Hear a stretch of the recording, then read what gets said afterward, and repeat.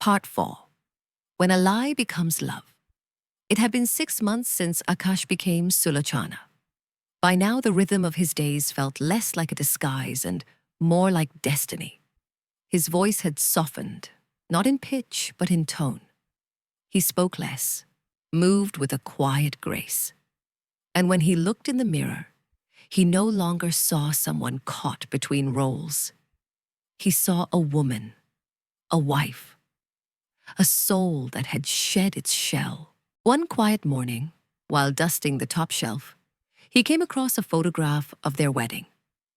His parents, smiling under a marigold arch. He gently wiped the dust off his mother's smiling face, and then something within him stirred. He wasn't trying to replace her anymore. He was preserving her. He was becoming her legacy. In the evenings, his father would sit with him, sipping tea from Sulochana's old steel tumbler. "Strange how your voice calms me more now than before," he once said. Aakash only smiled, tucking a strand of hair behind his ear. There was no fear of being discovered anymore. His father's eyes saw Sulochana in every glance, every movement, every word. And Aakash had learned how to speak in that forgotten language of love she left behind. One night after dinner, his father held his hand across the floor mat. "I had a dream last night," he whispered, "that I lost you again. I woke up crying."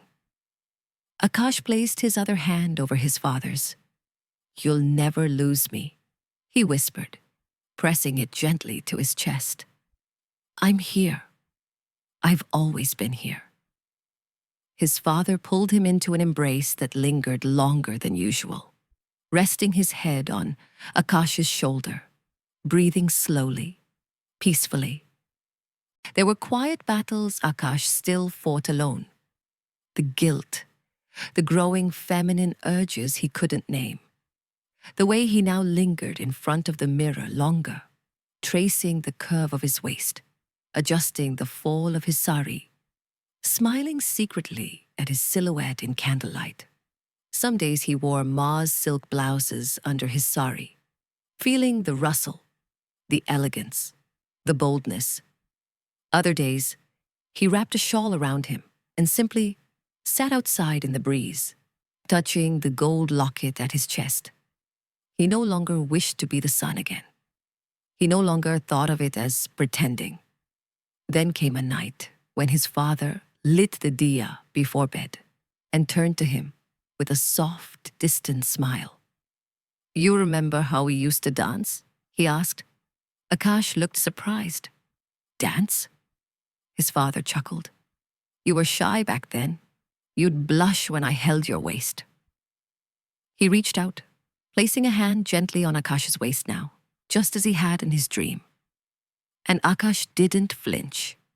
He allowed himself to be held. Not out of fear, not out of duty, but out of affection.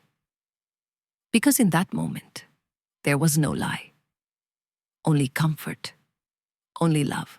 Months turned to a year. No one from the outside world questioned anything.